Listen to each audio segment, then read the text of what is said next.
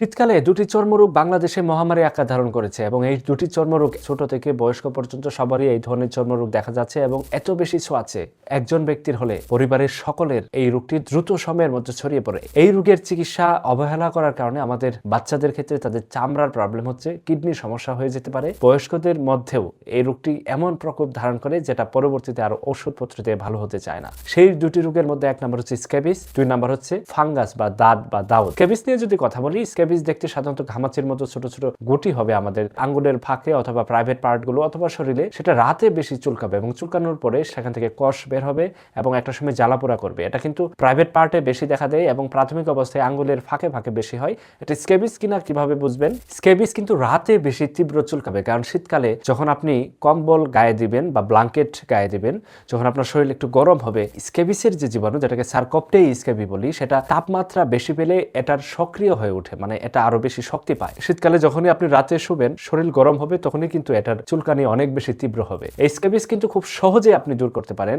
মাত্র 3টি ট্রিক্স এর মাধ্যমে। প্রথম ট্রিক্স হচ্ছে আক্রান্ত ব্যক্তিকে আলাদা করে দিতে হবে, তার বিছানা, বালিশের চাদর, তার গামছা, টাওয়াল সবকিছু আলাদা করে দিতে হবে, কারণ আক্রান্ত ব্যক্তির সংস্পর্শে গেলেই কিন্তু স্ক্যাবিস আপনার হবে। স্ক্যাবিসের যে জীবাণু, সেটা আমাদের চামড়ার মধ্যে গর্ত করে সেই প্রত্যেকটা জীবাণু এক একটা গর্তে প্রতিদিন 3 থেকে 4টা ডিম দেয়। যখন আমরা চুলকালে সেই ডিমগুলো আমাদের নখের আঙ্গুলের ফাঁকে চলে আসে এবং আলটিমেটলি আমরা অন্য জায়গায় ধরলে সেই জায়গাতে আবার সেই ডিম গিয়ে বংশ বিস্তার করতে থাকে। এইভাবে একজনের হলে অন্য জনের মধ্যে ছড়িয়ে যাওয়ার যে একটা প্রবণতা, সেটা খুব বেশি দেখা দেয়। সুতরাং স্ক্যাবিস হলে ব্যক্তিকে তো আলাদা করলেন, পাশাপাশি পারমিথ্রিন 5% ক্রিম বাজারে বিভিন্ন নামে কিনতে পাওয়া যায়, পরপর 2 দিন লাগাতে হবে। কিভাবে? রাতে সারা শরীরে শুধুমাত্র চোখ, ঠোঁট এবং নাক বাদ দিয়ে, এবং সেটা মাখানোর পরে কমপক্ষে 12 ঘন্টা শরীরে রাখতে হবে। 12 ঘন্টা পরে কুসুম গরম পানি দিয়ে গোসল করবেন এবং এটা পরপর 2 রাত মাখাবেন। 2 রাত মাখার পরে পরের দিন উঠে আপনার বিছানার চাদর, বালিশের খোল এবং আপনার কন্টামিনেশনে থাকা যত ব্যবহৃত কাপড় চোপড় আছে সবগুলো গরম পানি দিয়ে ধুয়ে রোদে শুকায় আয়রন করবেন, তাহলে এই জীবাণু থেকে আপনি বাঁচতে পারবেন। তবে এখানে আমরা ভুলটা করি, পরিবারের একজনের হলে একজনই চিকিৎসা নেয়, বাকিগুলো চিকিৎসা নেয় না। এই ক্রিমটা না মাখার কারণে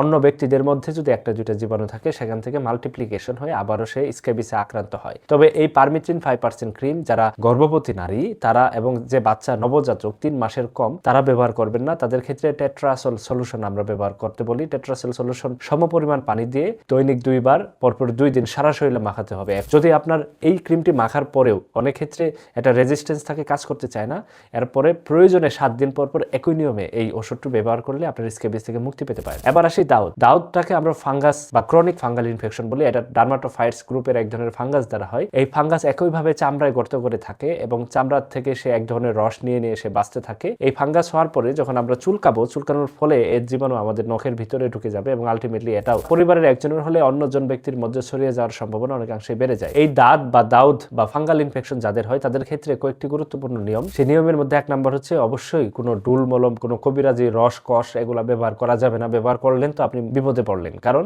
এটা একটা ফাঙ্গাল ইনফেকশন। অবশ্যই অ্যান্টি ফাঙ্গাল দিয়ে এটা চিকিৎসা করতে হবে। প্রাথমিক পর্যায়ে বাজারে অ্যান্টি ফাঙ্গাল ক্রিম কিনতে পাওয়া যায়, টারভিনাফিন ক্রিম জাতীয় বাজারে কিনতে পাওয়া যায় বিভিন্ন নামে। টারভিনাফিন ক্রিম প্রাথমিক অবস্থায় এই ক্রিমটি কিনে আক্রান্ত ব্যক্তি যে জায়গাতে দাঁত হয়েছে সেখানে যদি ঘষে 3 থেকে 4 বার করে ব্যবহার করে প্রতিদিন, এটা 7 থেকে 14 দিন ব্যবহার করলে নরমালি ম্যাক্সিমাম চলে যায়। যদি না চলে যায়, সেক্ষেত্রে অ্যান্টি ফাঙ্গাল মলম ব্যবহার করার পাশাপাশি তার অ্যান্টি ফাঙ্গাল মুখে খাওয়ার প্রয়োজন হতে পারে। যারা ডেটল স্যাভলন ব্যবহার করেন, হেক্সিসল ব্যবহার করেন এই ধরনের চুলকানিতে, এগুলো কখনো আপনাকে হেল্প করবে না, বরং এটা আরো তীব্রতা বাড়িয়ে দিতে পারে। সুতরাং কোনো সাবান, বিশেষ করে ডেটল স্যাভলন বা কোনো প্রসাধনী জাতীয় সাবান, এই রোগের ক্ষেত্রে আপনাকে হেল্প করবে না। প্রয়োজনে এই রোগের যে ইন্টেন্সিটি বা তীব্রতা আরো বাড়িয়ে দিবে। আক্রান্ত স্থান বা ক্ষত স্থান শুকনো রাখতে হবে, হাত পায়ের আঙ্গুল ছোট রাখতে হবে, প্রতি 2 মাস পর পর কৃমির ওষুধ খেতে হবে। ভিডিওটি আজকে এখানে শেষ করছি। সুস্থ থাকুন, ভালো থাকুন। আসসালামু আলাইকুম।